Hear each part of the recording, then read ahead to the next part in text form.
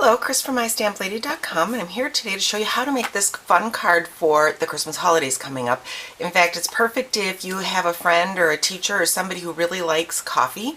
You could give them a coffee gift card or even a bag of coffee grounds or beans and put this card with it. I love the red cups.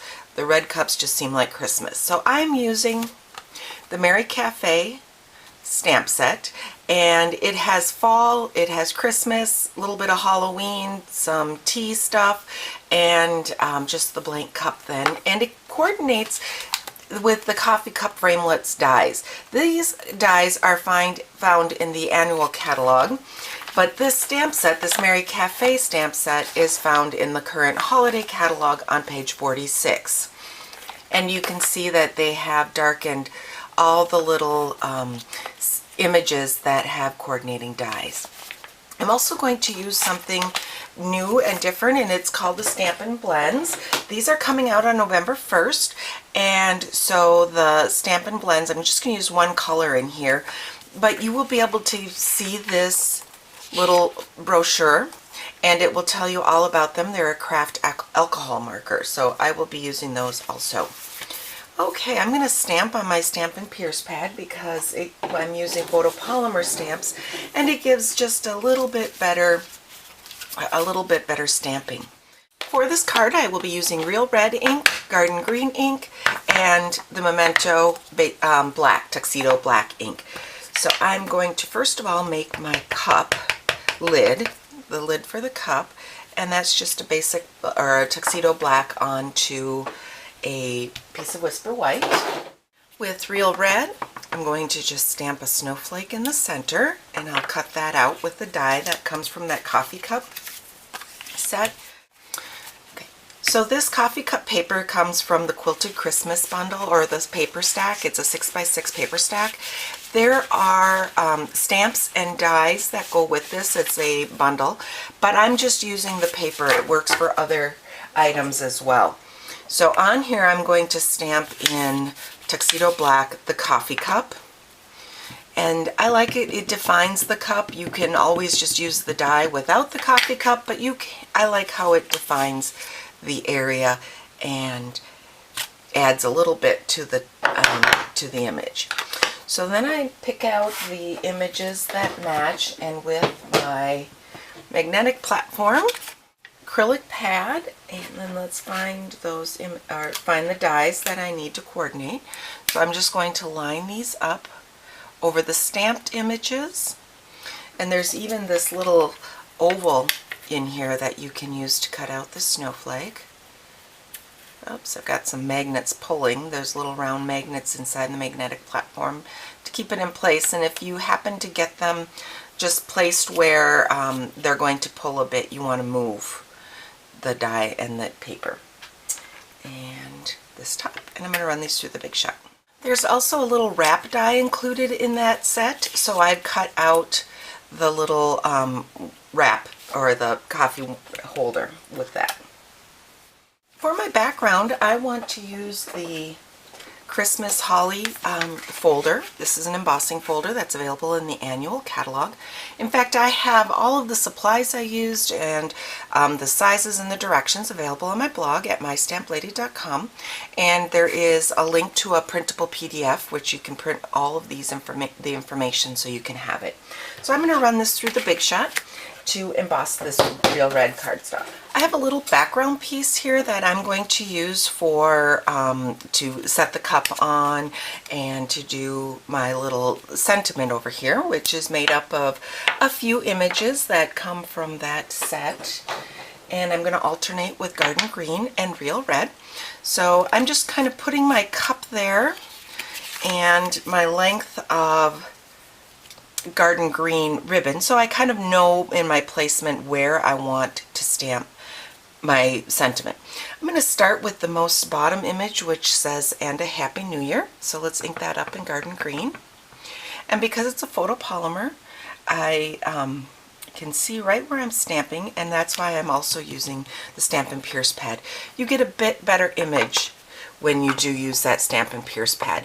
And you want to make sure that you stamp your stamp really well. Move it around a little bit as you're stamping it, but you don't want to stamp too hard. You just kind of want to tap it on there and get the ink onto your image. If you're pressing hard enough that you can see the image on your stamp pad, that means you're pressing too hard. Okay, so then I've got my Merry Christmas, and then I'm going to add a little holly or and berries. So let's put little berries there, and then green. I love that this is in photopolymer. It's easy to see where I'm stamping and easy to add those. I did want my berries to stand out a bit more, so I did pull one of the new Stampin' Blends. I really like how easy they are to use, and to be honest with you, it's new. That's why I'm using it. A Stampin' Right marker would work just fine for this small amount of coloring. But these are coming, and I will be doing videos with those. Okay, so I have everything stamped on here, and now I can just put together items. Pulled in a silicone mat just because I'm going to be stamping kind of off a little bit, meaning that some of my adhesive will probably hang off a bit. So I'm just going to use that silicone mat to get it so that I don't hit the paper. There we go, and then that adhesive comes right up.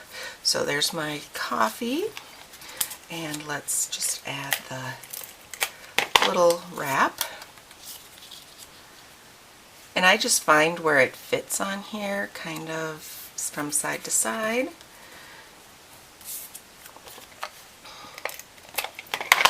Add the little snowflake in the center.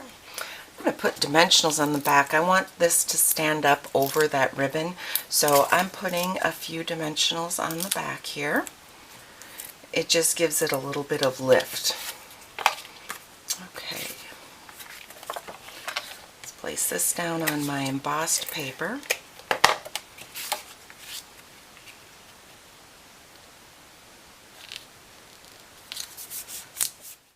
Wrap that garden green stitch satin ribbon around, and I'm just going to tie a knot off to the right side here.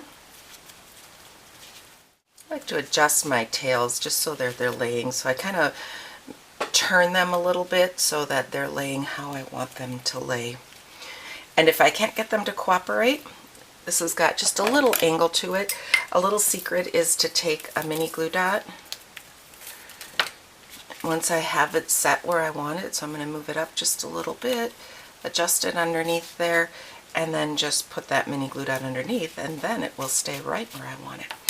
Okay, so let's cut down those tails then. I did cut my card base. This is the thick Whisper White cardstock, and it's cut in half with long way, so it starts at 4 1/4 by 11 inches, and then I've scored it at 5 1/2 inches. And I'm just going to use my fast fuse again. Be sure you do the little check mark, and you also want to make sure your finger isn't on the top. That way it will apply the fast fuse really nicely. And then I can just center this on the front and press that down. I did use the fast fuse. I prefer the fast fuse. I know it has a learning curve, but I did use it because I've got this ribbon underneath. I've removed all the tops to my dimensionals, and then I'll just slip that underneath and put that aside. Like that. And there you have your fun coffee cup to give away this Christmas season. And I also have another card using the same, I've used the same set. This is Hello Fall Pumpkin Spice Latte Season. And I've also used a few other supplies with this card. I have some leaves from the Colorful Season stamp set. But these are two ideas using the coffee cup set. And then there's also the Coffee Cafe set that's in the annual catalog that coordinates with this. So if you like coffee, even if you don't like coffee, coffee cups and coffee cups on cards and craft projects are very popular right now, and they're a lot of fun to create with. So you can find these in my online store at shopwithmystamplady.com, and if you have any questions, don't hesitate to contact me, Chris, at mystamplady.com, and the printable PDF on my blog at mystamplady.com. I hope this has inspired you to get out your coffee cup stamps. Have a good day.